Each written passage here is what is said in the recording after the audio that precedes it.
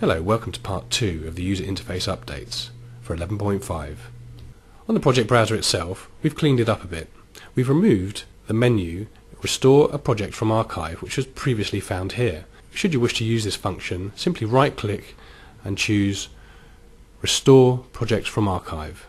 A big new feature we've added to make it easier for first-time users is the Auto Frame Rate project. If you start a project and you're unsure of the frame rate of your media, choose Auto. When you first start importing clips into Lightworks, it will analyse the frame rate of your media and set the project frame rate appropriately. Let's enter the project and find out what's new.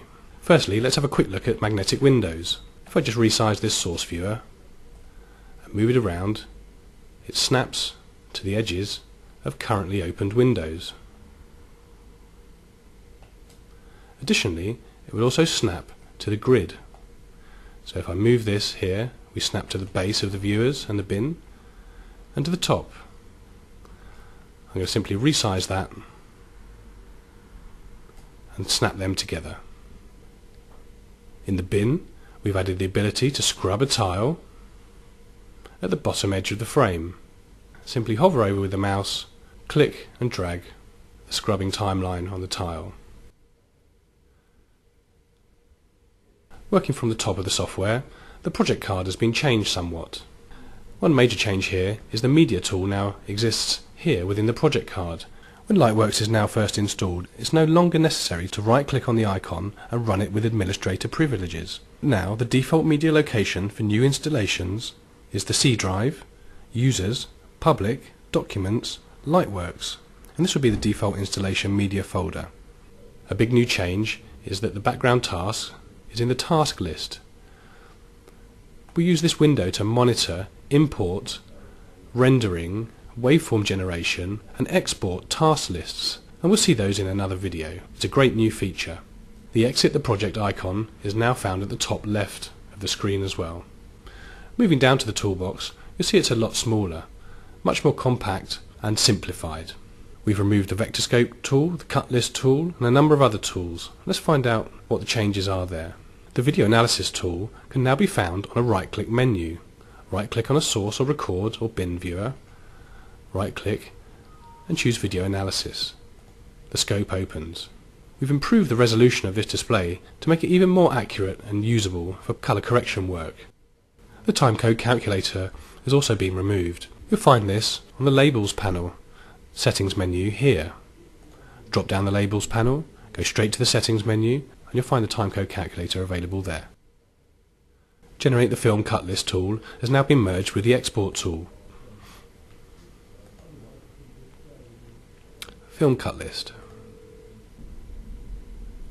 On the timeline, you'll find a new timecode scrubbing ruler. Drag along the new timecode ruler space and you'll see the timecode display is shown. On-screen console controls have also been added to source and record viewers. Should you wish to set the positioning and preferences of these panels, go to the Editor Preferences panel and you'll find those under User Interface Playback Controls. You can have them on each viewer, global to restore the old console position at the bottom of the screen, or have none should you wish to use keyboard shortcut or mouse-driven editing.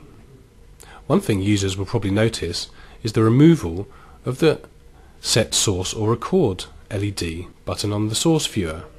The functionality that this comprises is still available, but it's just been removed to clear up the interface. There's some interesting functionality added to the removal of this button, so let's have a quick look at that. I'm going to go to another room. In this room I have one clip open, but no edit. If I now use the Replace or Insert functions, a new edit will automatically be created. This saves you having to go through the process of actually creating an edit on the tool button. Let's return back to our original room. Around the software you'll find the new right-click entries in the menu. If I right-click in a bin and choose Make, I can make the edit, a new bin, a sync group, a database, a chem roll and syncs from here. Right-clicking on the source viewer,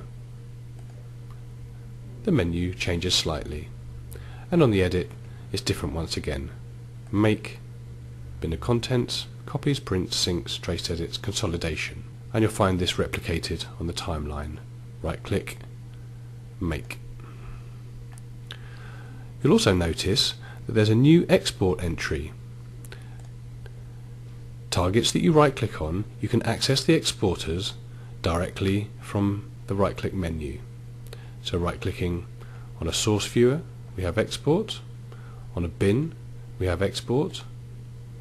And on the edit viewer itself, once again, choose export. If I choose Blu-ray, the target comes up, edit to, and we're ready to proceed with that export.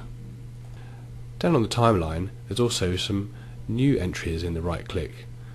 Add effects. Directly add and remove effects to your timeline. Also, if you right click on a cut point, we have a new transition section. Add, dissolves, and you can set the parameters here. And we'll look at that further in the effects update video. We hope that's been helpful. Thanks for watching.